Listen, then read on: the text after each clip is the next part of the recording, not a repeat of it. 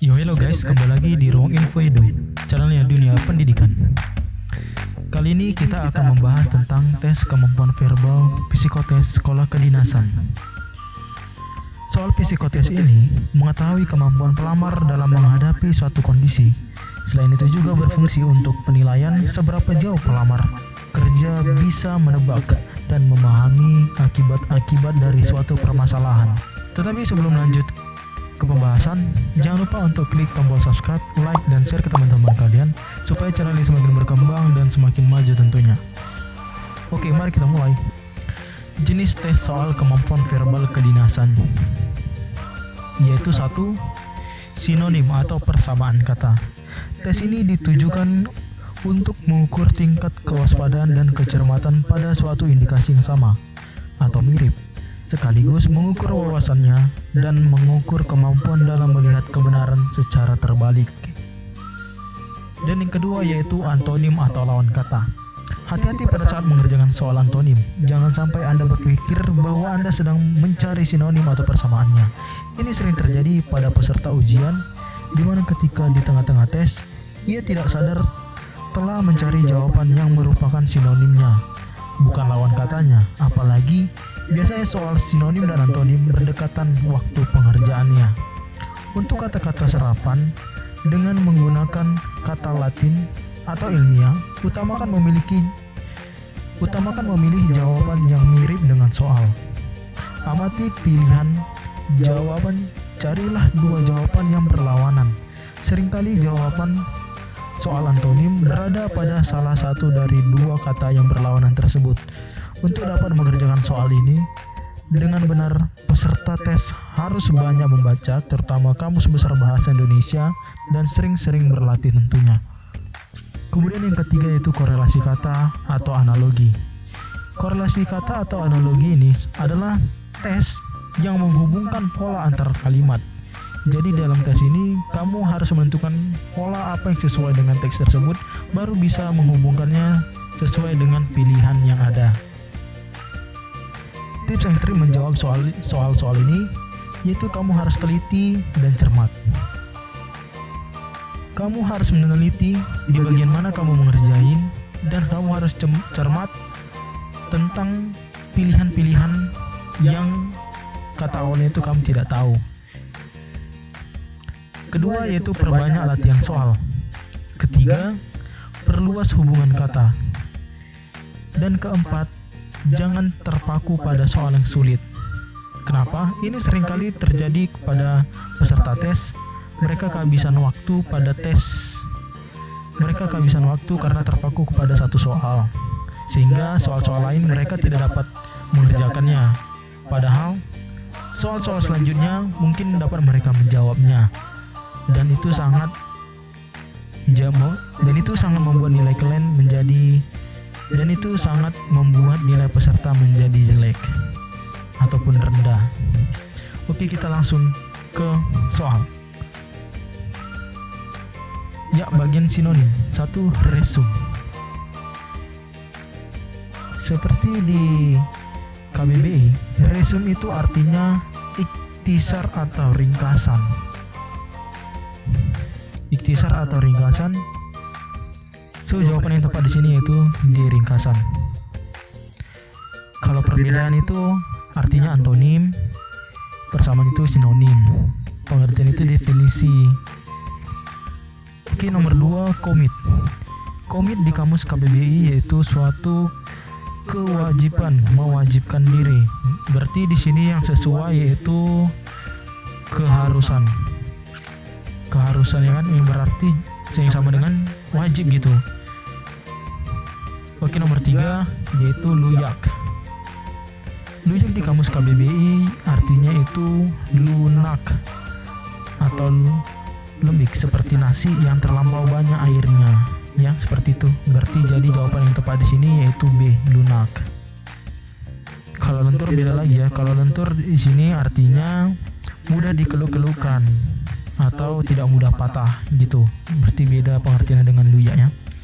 Oke, kita lanjut nomor 4 yaitu abreviasi. Di kamus KBBI, abreviasi yaitu suatu pemendekan bentuk atau kata frasa atau pemotongan kata frasa. Berarti di sini yang cocok yaitu akronim, C akronim. Akronim di kamus KBBI yang berarti juga kependekan. Kependekan yang berupa gabungan huruf atau suku kata atau bagian lainnya yang ditulis. So, jadi jawaban yang tepat di soal nomor 4 ini adalah C. Kemudian soal nomor 5, atensi. Di kamus KBBI, atensi yang berarti perhatian atau minat. Perhatian atau minat. So, jadi jawaban yang tepat di sini yaitu E.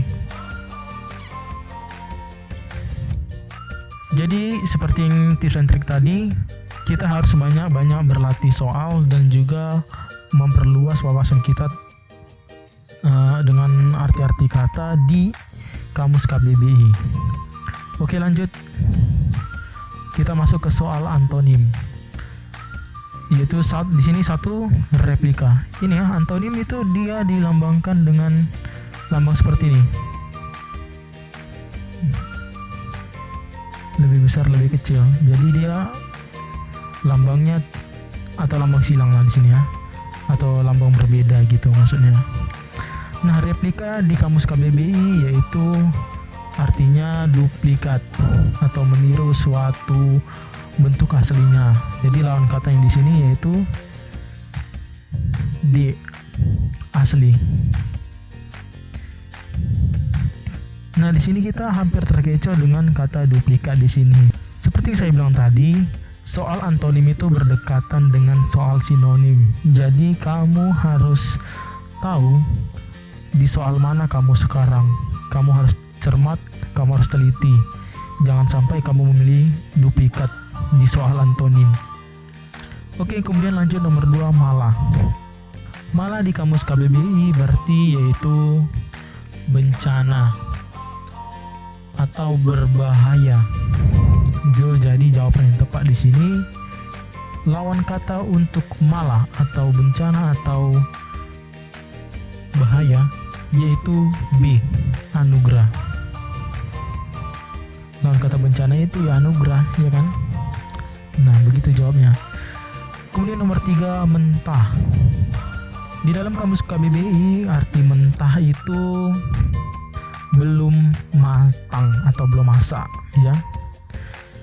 Di sini kalau belia itu muda sekali atau remaja. Kalau tua berumur. Kalau pahit, rasa tidak enak atau pahit, ini muda tadi sama dengan belia ya. Kalau ranum itu kemudian di sini ranum itu artinya sangat masak, ya.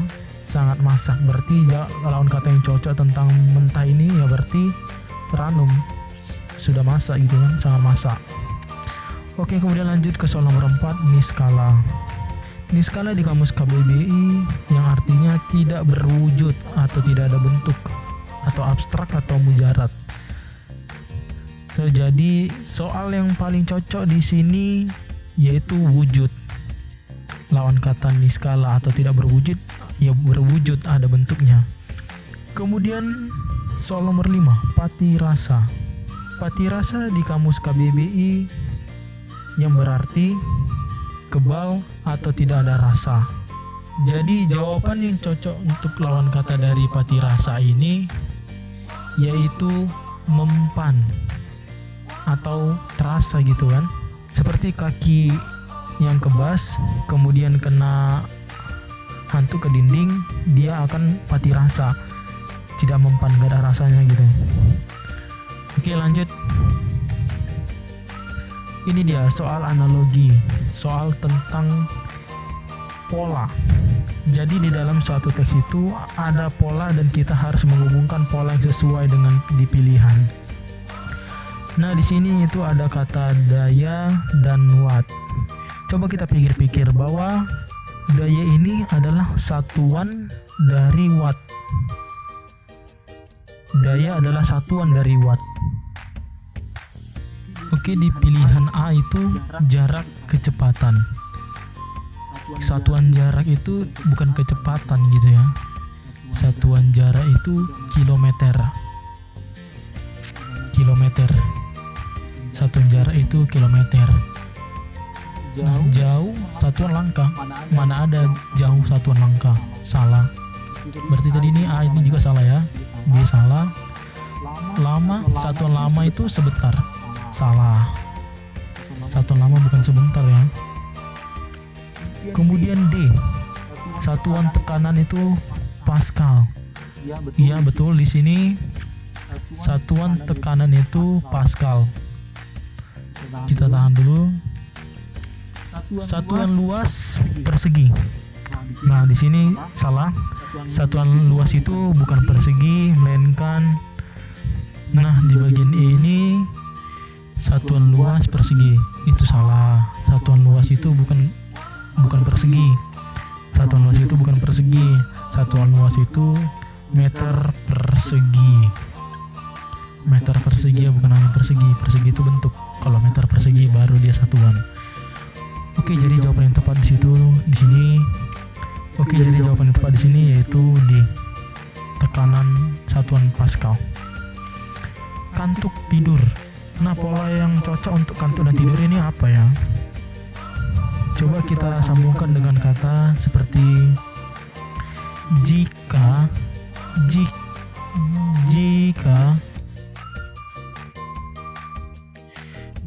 kantuk, maka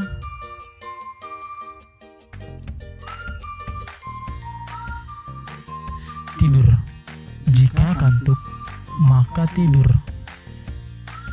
Nih. Oke, polanya sudah sesuai. Coba kita hubungkan dengan pilihan jawaban yang ada di sini. Jika gelap, maka dingin. Salah ya, jika gelap kok malah dingin. Harusnya jika gelap maka hidupkan senter atau apa gitu ya kan, yang membuat terang. Nah, kemudian pilihan B, jika hasrat maka keinginan. Sudah berarti tidak cocok. Kemudian C, jika mandi maka segar. Jika mandi ya maka bersih, kan gitu. Jika mandi maka bersih. Jadi jawaban di sini C ini salah. Kemudian D, jika haus maka minum. Polanya cocok, jika haus maka minum, kan gitu. Kita tahan dulu. Kemudian pilihan E, jika hujan maka petir.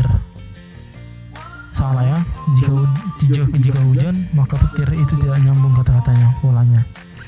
Jadi jawaban tepat di sini yaitu D. Oke, soal nomor 3, soal nomor terakhir. Di sini kita menghubungkan pola kata yang cocok untuk kalimat di soal nomor 3 ini. Coba kita hubungkan dengan kalimat seperti ini.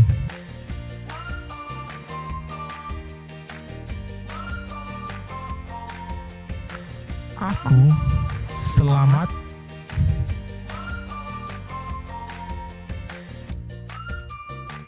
dari bahaya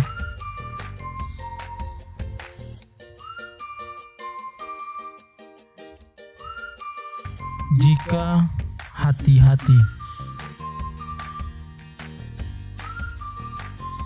Atau aku selamat dari bahaya karena hati-hati. Pokoknya pola kalimat yang sesuai dengan di soal nomor 3 ini. Maka coba kita gabungkan dengan pilihan jawaban di sini. Aku perangi dari kebiasaan jika nasihat.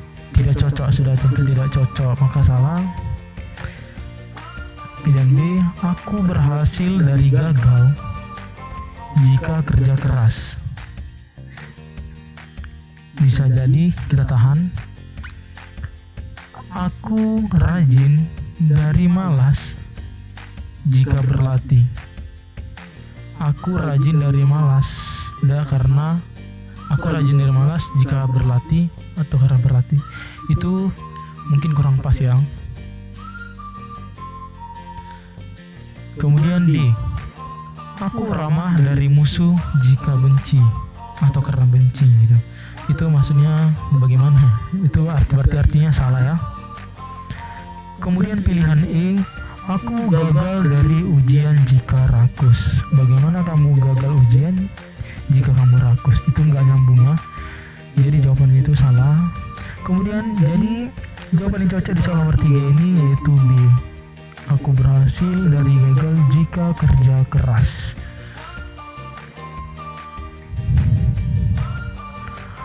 Oke, sekian dulu yang dapat aku sampaikan di video kita kali ini. Jangan lupa untuk klik subscribe, like, dan share ke teman-teman kalian supaya channel ini semakin berkembang terus.